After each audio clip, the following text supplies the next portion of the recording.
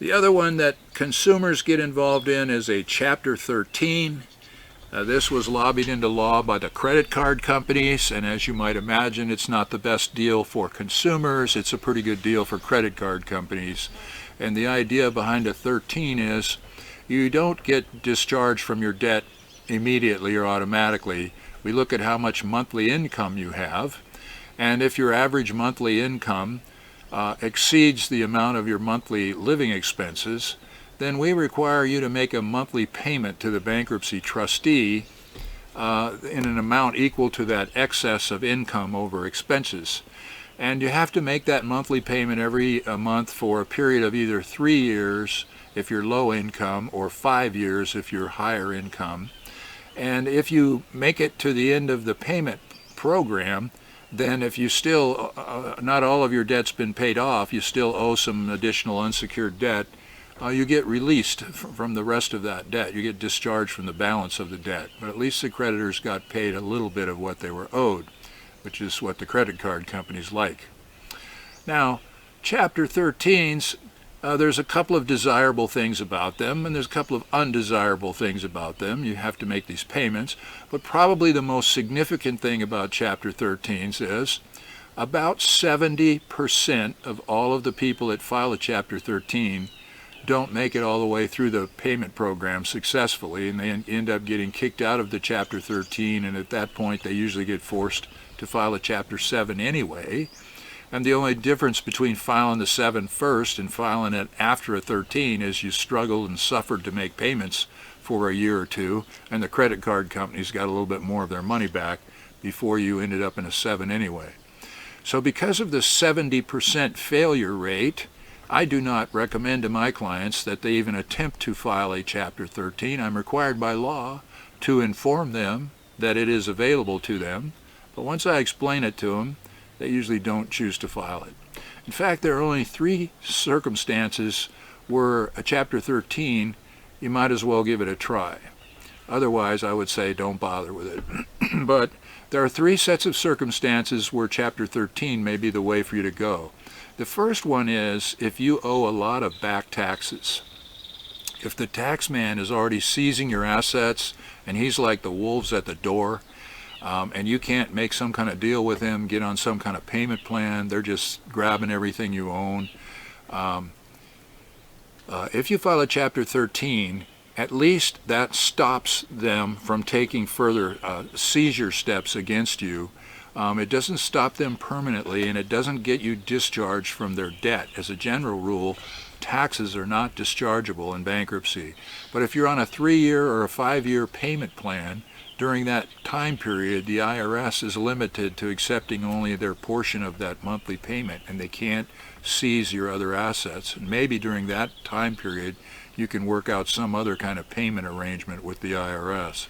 And by the way, if you're ever involved in a failing business or a failing personal finance situation and you have any little bit of money left, do not use it to pay off any of your other creditors until after all of your old tax debts have been paid off first.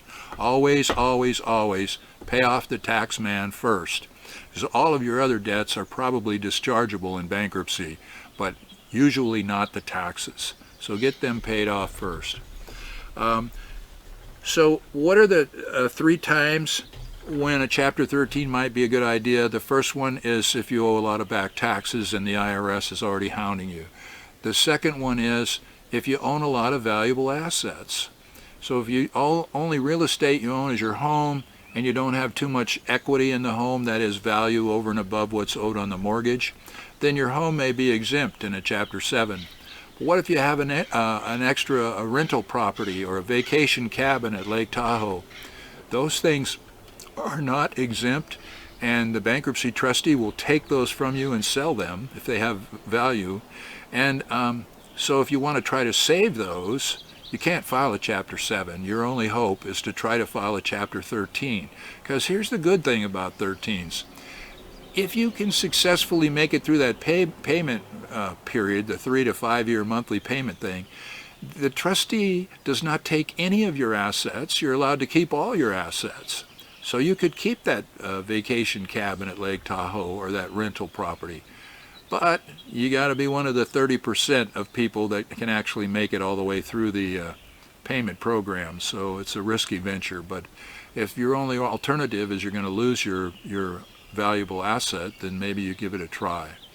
So one is taxes, two is if you have too much asset value, and the third one has to do with if you have a second or a third mortgage on your house and you're struggling to make the house payments, there's been a downturn in the economy or a job loss, there's a thing that you're allowed to do in a Chapter 13 called lien stripping. And lien stripping has to do with when the value of your house goes down so much that the first mortgage is all or more than the value of the house. So suppose you bought a house for $300,000, and over the years it went up and up and up in value, and now it's worth $600,000. And so you decide to take some of the equity out of the house to make home improvements, and you take out a second mortgage for $100,000, and you're doing okay, you have a good job, so you make the payments on the first mortgage and the second mortgage, and you're okay. But then you lose your job, and you have to take a job that pays a lot less, and now you're having trouble making both of those mortgage payments, and there's a downturn in the economy like 2008, and all of a sudden your $600,000 house is now only worth $300,000. Well, you owe $300,000 on the first mortgage. And so the second mortgage now actually is no longer a secured debt because there's only $300,000 worth of value in the house, and you owe that much on the first. So there's no value in the house to cover the $100,000 that was covered by the house when it was a $600,000 house. So your $100,000 second mortgage now is technically an unsecured debt. I mean, you still have the lien there, so it still shows up as a secured debt on the county recorder's papers, but there's no value in the house to cover it. Well, in a Chapter 13, you can go to the bankruptcy judge and say, Judge, the housing market has crashed. Here's the new value of my house. It's only $300,000. I owe that much on the first mortgage, so there's not a single dollar of value in the house to cover the second mortgage. Please declare the second mortgage as an unsecured debt and let that debt be discharged in the Chapter 13 after I make my 3 years or 5 years of monthly payments, and then remove that lien from my house. And if the thing that's going to cause you to lose your house is you can't afford to make both the first mortgage and the second mortgage payment, but you have enough income that you can make that first mortgage payment, you might be able to save your house from foreclosure by doing a lien stripping in Chapter 13. It's fairly rare, and it requires a crash in the housing market like we had in 2008, but some people save their houses that way.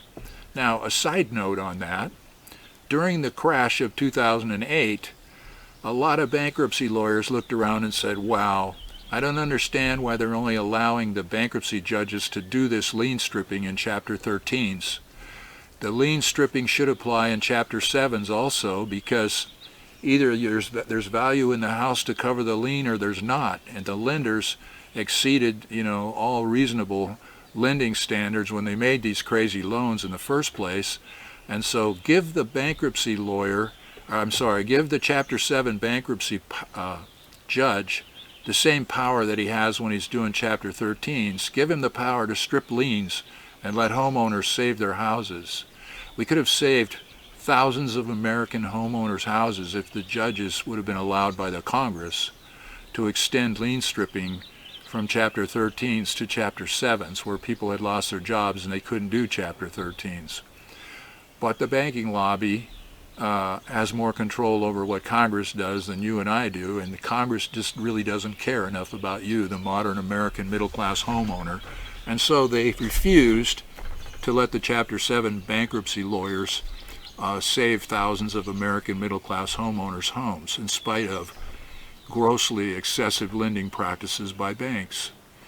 So the next time you decide who you're going to vote for Congress, please consider whether or not that congressman was one that voted for extending the lien stripping power of bankruptcy judges or not.